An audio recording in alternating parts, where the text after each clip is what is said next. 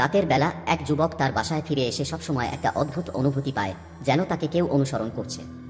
প্রথমে সে ভাবল কাজের চাপের কারণে হয়তো এমনটা মনে হচ্ছে, কিন্তু প্রতিদিন ঘুমানোর আগে সে জানালায় একটা ছায়া দেখতে পায়। ছায়াটা মানুষের মতো হলেও কোনো মানুষের নয়।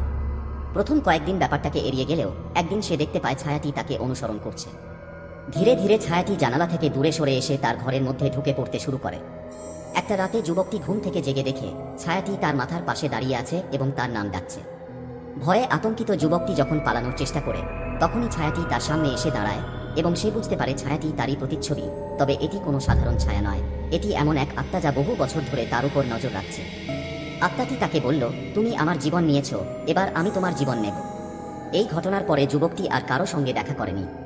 কেউ জানে না ছায়াটি কিভাবে তার জীবন নিয়েছিল, কিন্তু তার ঘর এখনো শূন্য, আর সেই জানালায় এখনো ছায়াটা দাঁড়িয়ে থাকে, যেন আরেকটি শিকার খুঁজছে।